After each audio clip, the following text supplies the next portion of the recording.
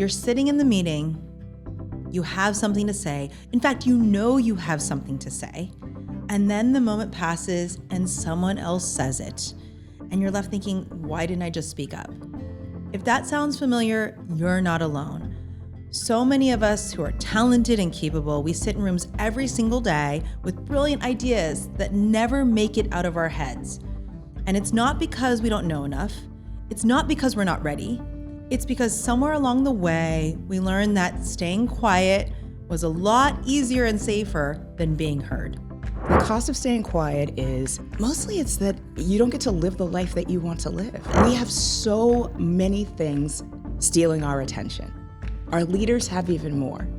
So if they're focused on the things that are grabbing them and you're not grabbing them, it's not that they don't want you to succeed, it's that they're just not seeking you.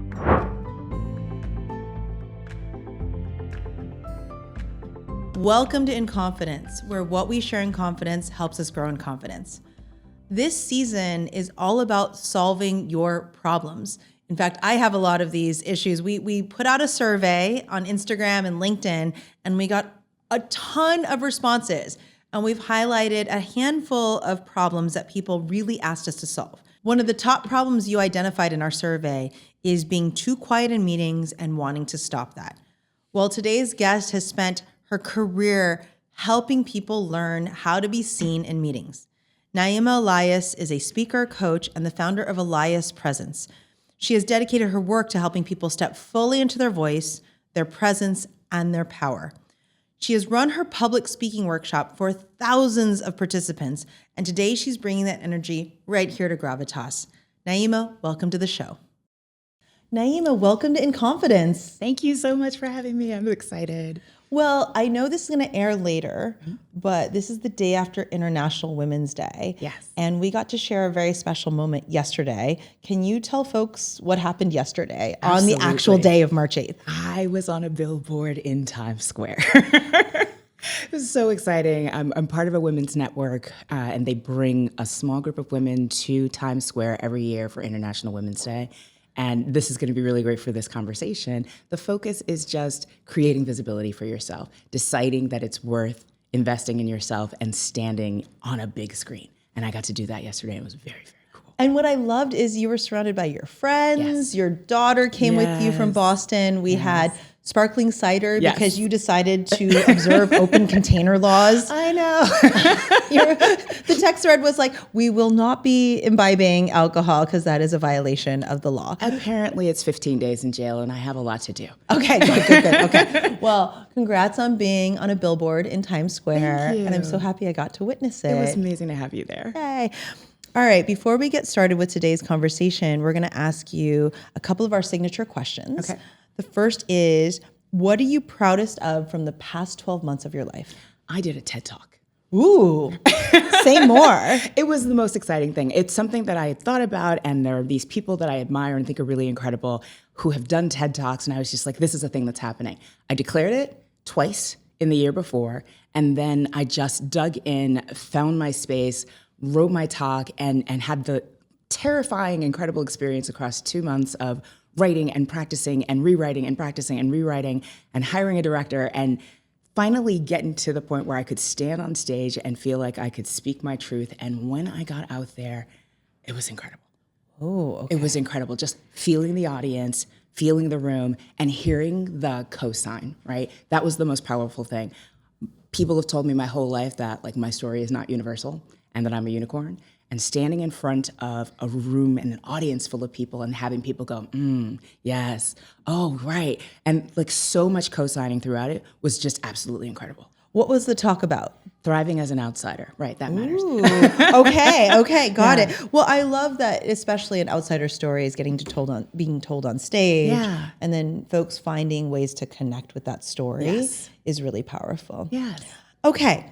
Now, for those of our audience who don't know who you are, how do you make a difference in the world? So the work that I do is focused around thriving as an outsider and leadership legacy. So helping people to find their light, to stand into their light, to be who they are meant to be. And the big focus really is in corporate. So people who are working in organizations whose family grew up in trades, family who grew up in labor, and they don't have prior exposure to working in an office. What are the rules? What are the secrets? How do people actually operate in these spaces? How do they grow? You don't know, right? You didn't grow up knowing it. So helping people to understand the secrets of navigating that space and being able to do it really well and doing it quickly. How do you get to do that for a career? What's the life journey? Give me the highlights of it. So part of it is communication. That's the foundation. I started my career as an actress. So teaching people how to communicate, teaching people how to create visibility for themselves. That's the first part of it. And then the second part of it is that I spent 15 years climbing the corporate ladder.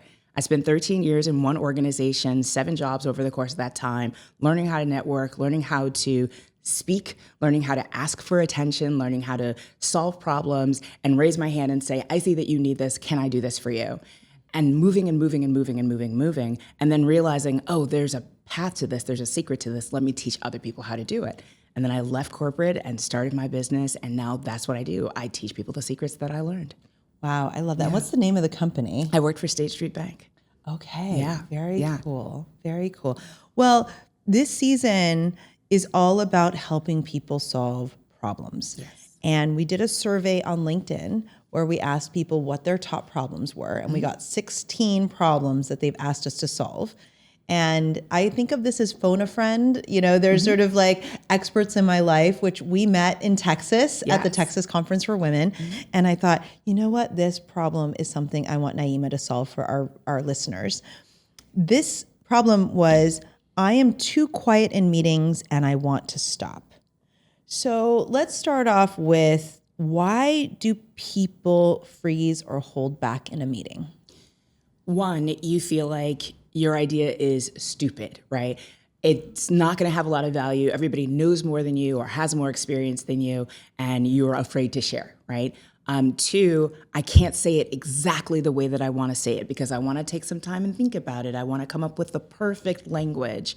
3, you feel like you're going to say it and somebody else is going to say it in a slightly different way and they're going to get credit for it. You want to have your idea fully fledged. It's done, it's ready, it's baked, and now we can put it out there and it's ready to be perfect. And you're not comfortable saying, I'm just going to spitball. I'm going to throw something out there and we'll see if we can play with it together. And is being quiet. So I love that thought, which is like, we want things to be perfect or we're not sure if it's good enough or all of that. Is that, in terms of being quiet, is that a personality thing or is that a behavioral thing? Like, I'm confused around So it can be both, right? Okay. You've got introverts who are not as likely to speak on the fly, right? They need a little bit more preparation, they need a little bit more time, and it's just sort of how their personalities work. And then you have folks who are behaviorally have been taught that they're not supposed to speak up. They're not supposed to bring attention to themselves. They're supposed to just kind of wait. And you can share an idea later with somebody else who will speak up, right? I've had so many people do that. So I think there are folks who sit on both sides of it, but the outcome is you're not heard and you're not seen. Got it. And what's the cost of staying quiet? The cost of staying quiet is someone else gets credit for your ideas. You don't get to move and grow as quickly as you would like to move and grow. You don't get the opportunity to build something really cool. And mostly it's that you don't get to live the life that you want to live. Why is that? Is it just because we live in an extroverted society? Is that why? Because I think introverts are often the most powerful person in the room because they're the smartest, they're the one that's done the most amount of deep thinking, and yet they feel overlooked and underestimated. Is that just because, I'm a loud person, I'm a loud culture person? Is that just because that's the way Western society is shaped? I had a leader say in a lunch and learn once, if you are not asking me for a promotion, I'm not thinking about you because I have enough people asking for attention that I'm not looking for people. Oh, wow. So if you're not saying this is what I want, a lot of times people just assume that you don't want it. Interesting. Right? So you're not top of mind when they're thinking about it. We have so many things stealing our attention. Our leaders have even more. So if they're focused on the things that are grabbing them and you're not grabbing them, it's not that they don't want you to succeed, it's that they're just not seeking you. Wow. Okay. Well, and let's assume that you're my coach and I'm, maybe just a few years in an organization. And every time we go into meetings, I say nothing and opportunities continue to slip by. what would you tell me are the things that I need to be doing? Give me a handful of things that you're like, okay, Lisa, pause. Yes. This is what we're going to do. Yes. So we'll do 3 things. The first is you need to prep for the meetings. If you're not a person who likes to speak on the fly, you need to know what the meeting's going to be about in advance. So if you can ask for an agenda, if you can figure out like what the conversation is going to be so you can be ready before you come into the room. The second is just speak. And one of the things that I tell my clients is when you go into a meeting, I want you to start by saying, I'm going to speak 2 times, right? Set a number. I'm going to speak 2 times. So maybe it's that, oh, Lisa, that was a really great idea. I love that. And I'd love to partner with you on it. You didn't add anything of content. You just said, I want to play. That's all, right? And that didn't cost you anything. Or you might say, I want to make sure that I understood the question or the statement that can I rephrase it just to make sure that it was clear? Now you're just restating something that someone else said. You're speaking, right? You're bringing your voice into the room. So the first thing is just commit to speaking 2 times. Right? Sorry, that was the second thing. The first thing was the prep. The second thing is commit to speaking 2 times. And then the third thing is it's easier to create visibility outside of the room. And this is networking. You know the people who are going to have an impact on your career. You know the people who are going to tap you, who are going to ask you to do things, who are going to talk to you. Are you having conversations with those people before you're in the room? So I used to do something that my manager called like coalition building. Consensus building, right? So behind the scenes, before I would go into a room where I wanted something, I'd have a conversation with almost everyone who was going to be in that room about what I wanted. And then when I got into the room, the consensus was already built. So when I spoke and raised my hand and tossed an idea out there, it wasn't new to anyone. And most importantly, there's always the naysayer. And in an organization, I see this in startups where everybody's in agreement and we're all excited about moving forward. We actually assign the naysayer role to someone. We need someone to challenge. We need someone to push back. In corporate, it's easy. That person already exists.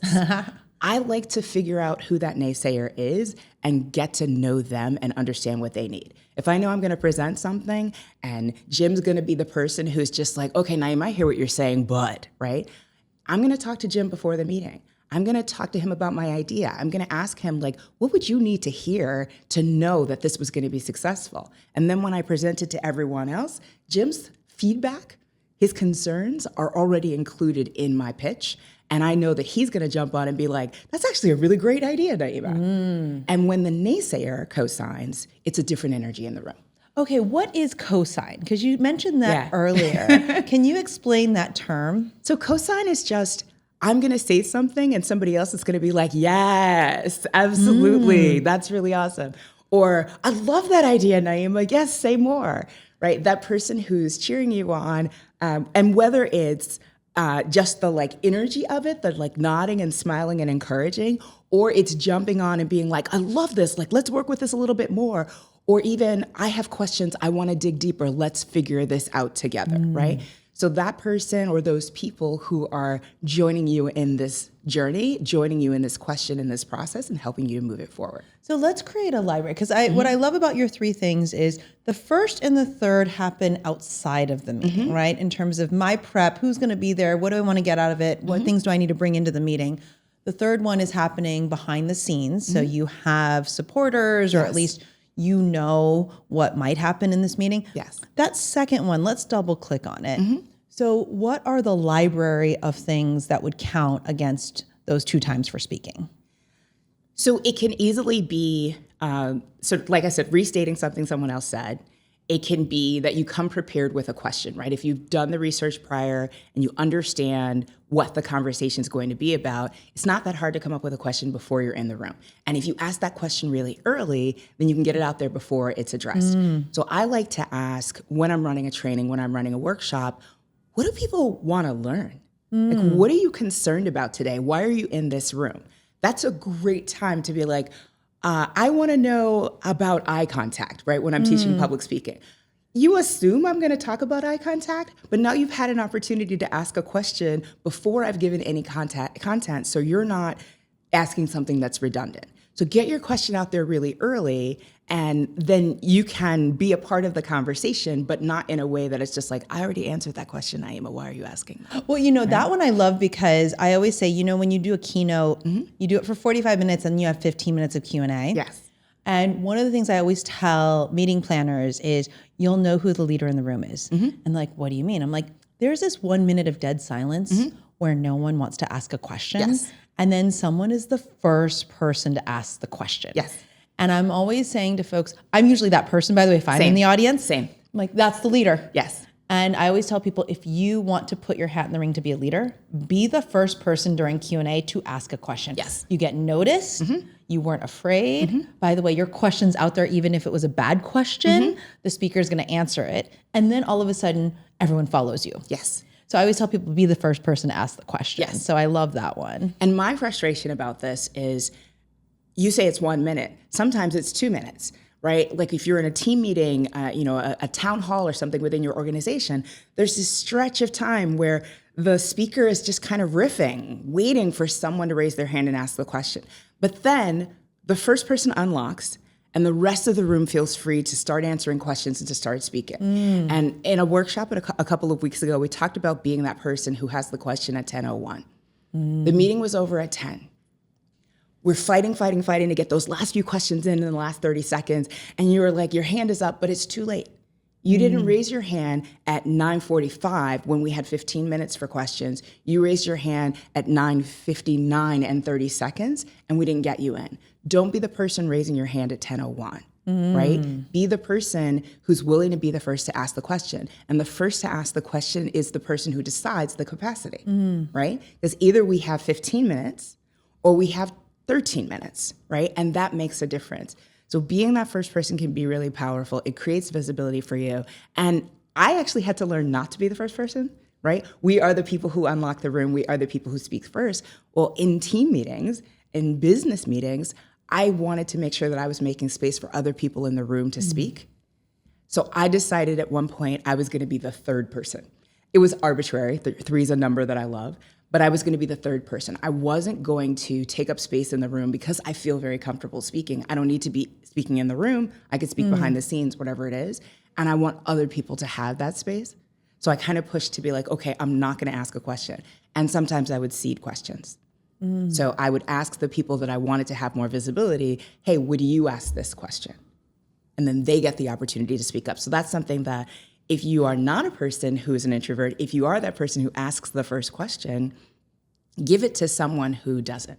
Give it to your introvert friend. Give it to the person who's less comfortable because they can feel more confident asking the question because they know you always ask good questions. And I do think that as you get more senior, you have a responsibility to prep people for meetings, road test their slides with them, and also make space for other people to raise their hand. I love that. Okay, so we're creating the library. We've got restate something, co-sign something. Like that's a great point. I'd love to work with you on it.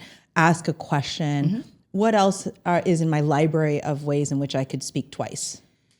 I think now we're into furthering the conversation. Ooh, okay. Right? So someone's presenting an idea.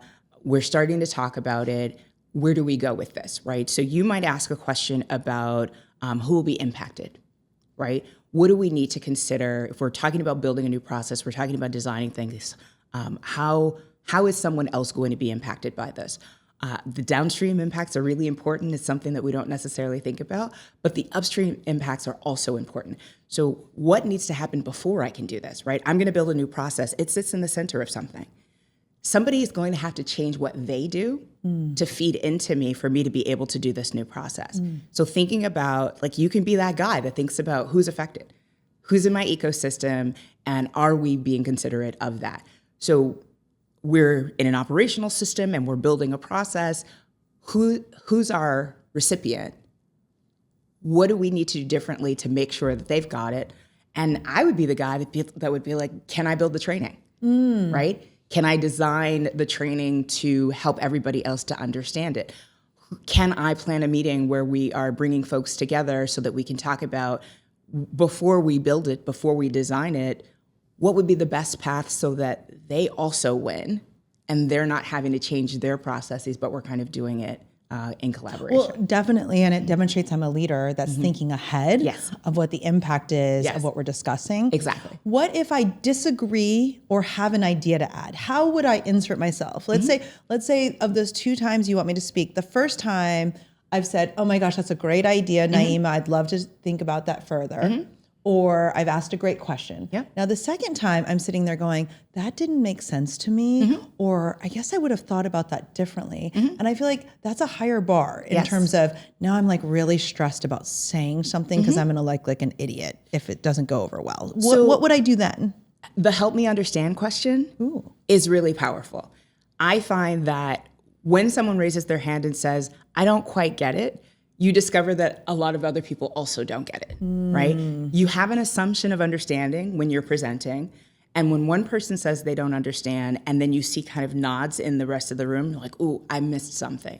There's something that wasn't clear. And so then you're giving the presenter an opportunity to explain. So it's not I disagree, it's help me understand, right? And you can challenge, you can disagree, but then you have to be really careful, right? If there's someone who's more senior who's presenting, if we're not getting to the final point of decision in this conversation, you don't necessarily need to sort of vocally dissent.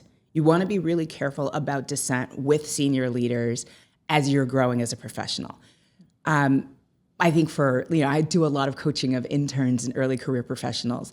And one of the things that I would say is go talk to your trusted leader and say, here's what I'm hearing, here's what I'm understanding, here's my concern, help me think about this, right? So having a conversation outside of the room before you do the public dissent, right?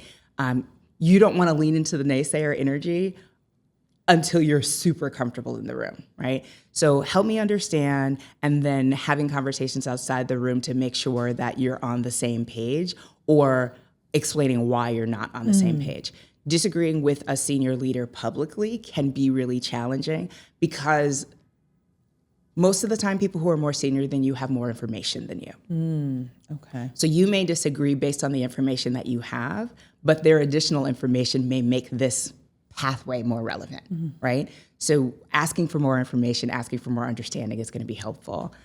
I tend to lean away from the actual disagreement in the room. I tend to lean away from the concept of creating conflict publicly. I think there are ways, again, the coalition building, the behind the scenes conversation, the speaking with the leader, so the phone a friend, those are the things that are going to help you to more safely insert your challenge or contradiction without potentially putting yourself out there as an adversary. Got it. Because you don't want to be risk labeled as being a naysayer or difficult too early in your career. Right. Later on, you may have earned the right to be in the ring, but then you've already discussed it in advance and whatnot. And it's also, how will this impact, right? Yeah. Like if your disagreement is like, this is going to make everything really hard for, so-and-so, it's how will this impact? And then let them work their way to it. And they're like, oh, yeah, that's a really good point. We probably should think that through further. Or, hey, there was a piece of research that I had done. Does this change the way you might think about this problem? Or does that help us in terms of pushing this further? So we're leaning into questions, not statements. Okay. Right? We're leaning into encouraging the other person to think about it from a different perspective as opposed to telling them their perspective is wrong. Right? When people come to things on their own or when they are able to kind of process in real time collectively, they're more likely to move with you than to stand in resistance against you. And it doesn't take away from how I'm perceived if I use a question to do that? I don't think so. Okay. I don't think so. I think especially early in your career, you want to be a curious person. And the more you're defined as a curious person, the more people are bringing you into the room to help them solve problems. Got it. I don't have all the answers. Like one of my bosses was like, nobody wants to hang out with the straight A student. You don't have all the answers. So don't pretend that you do. Yeah. You come in here so hard charging. Yeah. Maybe you can ask questions. Yeah. Or one thing early on in my career, someone said to me is you can say, hey, do you mind if I build on that? Can I throw something else out? It's not fully formed yet. Yes. But I had this thought based on what you just said. Let me throw it out there. Yes. That's all okay to caveat it Absolutely. that way. Okay. Absolutely. And that's giving credit, right? We talk about as women how we will say something and then a man in the room might repeat what we said with slightly different language and everybody's like, oh, that's a really great idea. You don't want to be the person who's restating and taking credit. You want, like, the can I build on that means that I love your foundation and I want to take it to the next step. So I'm giving you credit for the foundation. So that language is really important because stealing versus building it's not even a fine line. It's very clear. And you don't want to be that guy. And in a virtual environment, so if I'm on Zoom or Teams, do I put the question in the chat? Do I raise my hand? Like, how do you encourage people to get their two in when they maybe never have met anyone in the room? So that's going to depend on the structure of the meeting, right? Like, I'm in some meetings where, everything is going into the chat. And then I'm in other meetings where people just speak, and some where people actually do the virtual, hand raise. So you want to follow the culture of the meeting itself and, just kind of flow with that. I like when people raise their hand and actually speak. I like when people come off Zoom and ask questions. I love when people are on camera. That's really important. I think if you live in a Zoom world, if you're mostly virtual, you need to be on camera. You need to have your face associated with your voice and associated with your questions. When you are occasionally in person, right? If you live mostly remote, when you are occasionally in person and you have been on camera and you've asked questions vocally on the Zoom, when you see those more senior leaders in person, they recognize you. Okay. Right? And you want to be remembered, you want to be recognized. And so if you're putting a question in the chat, it's not fully associated with you as a human being. And when you are off camera, they're not able to make the full connection with you as a person. So get comfortable with turning on the camera. A trick that I learned really early, they talked about like mid-2020, how a lot of women were feeling more stress from Zoom because we're looking at ourselves and judging our faces in the camera all the time. So turn off the self view, right? I come on camera, I make sure that I'm where I need to be, I'm in the right place in the view, and then I turn off my self view. And then I'm having a conversation, I'm looking at the other folks, I'm talking to the other folks, and I'm not worried about if my hair is out of place. Yeah. I'm not worried about like where my makeup is. The fact that like my head always leans slightly to the left, right? Now I know this because I've watched myself in Zoom, 1,000 times. But you're not watching yourself, and so you can release that stress and actually focus on everyone else. Okay, I love that. Well, that's an easy one, which is turn on your camera. Yeah. And raise your hand. Yeah. And don't just rely on the chat unless your culture is about put your questions in the chat. Yeah. Okay. Because I find that's a place where, especially introverts, they can be deemed as non-present in a meeting, is especially in a virtual environment. Yes. So I love just turning on your camera so there's facial recognition. So my son's an introvert. He thrived during COVID because he could write his questions into the chat and he didn't have to actually speak to people. He became a straight A student during that time. When he went back to school, I told him, like, you guys have the Chromebooks, write your question down and then raise your hand. If you can write it down and that's how you process it and it's going to be better for you, write it down first and then raise your hand and ask it. That's going to give you the confidence that you thought about the words, that you figured it out exactly the way that you want to say it, and then you speak it. So write it on, in your notes, write it on, with pen to paper or whatever it is, but a quick write will help you to organize the thoughts and then speak. I like that because in a virtual environment, I can be scribbling or I can be typing out my question and getting the word right. And then I can raise my hand and just ask the question as I've That's exactly right. literally written it out. Yes. Okay, that's a good hack. Now, you've presented your Thriving as an Outsider keynote, which we talked about earlier, and you talk about insiders not waiting for permission. What would it look like to apply that to speaking up in a meeting, like in terms of asking for permission? So I think for a lot of young leaders, a lot of new leaders, you feel like you don't have permission to speak in the room because everyone else has been there longer. Maybe your question's already been asked. Maybe they've already thought about this. I just got into the room. It's not my place, right? And I love young, new energy into my room. I love when people come in and they say, well, have you thought about doing it this way? 9 times out of 10, no, we haven't, right? We've been doing it our way, for whatever the period of time is.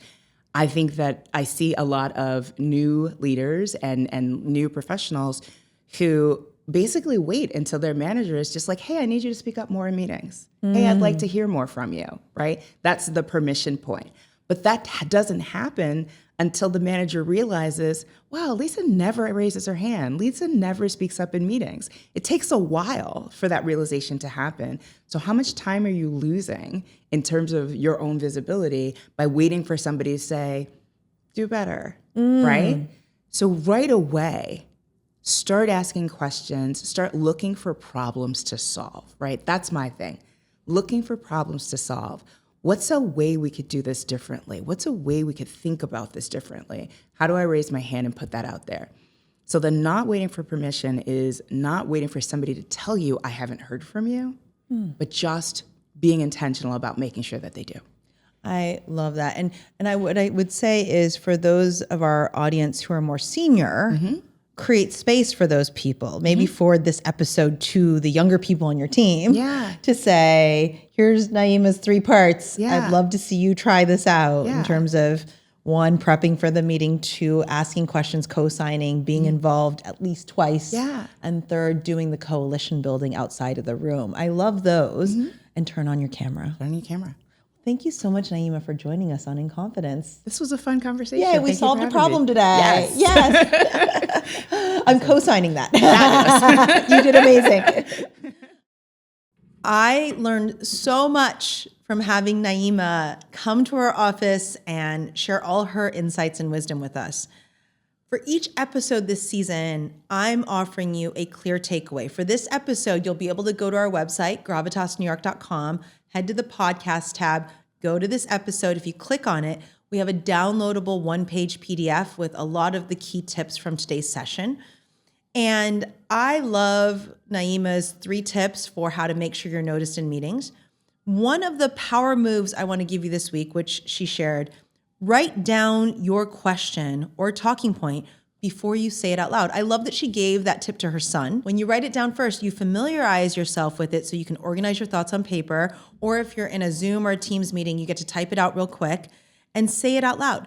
Try it 2 times in your next meeting and work your way up to more. In fact, I'm going to help everyone that I know speak up at least twice in a meeting this week. Pretty soon, you'll be seen as the one who contributes to meetings instead of just being silently there. And before we close, I'm building something into this season, which is a GRAVITAS shoutout, because I think growth deserves to be seen, ownership deserves to be named, and the people doing the work deserve to be celebrated. So at the end of each episode, I'm going to be recognizing anyone or someone who's leading with GRAVITAS. And today's shout out is a little bit more general. It's not a specific person or organization. I want to give a shout out to all the introverts out there. I believe introverts are often the most powerful person in any single room because you're thoughtful, you're doing the hard work of listening, of synthesizing, of calibrating, of doing the incredible legwork behind the scenes.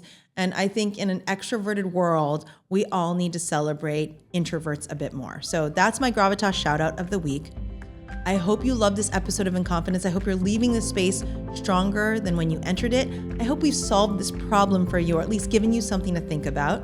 If you love this episode, make sure you like, comment, subscribe, because that amplifies our work. And maybe there's someone on your team or in your life who needs to hear this message today, so forward this episode to them. And until next time, in the words of my 9-year-old self, I see you, I value you, and I believe in you. This is In Confidence.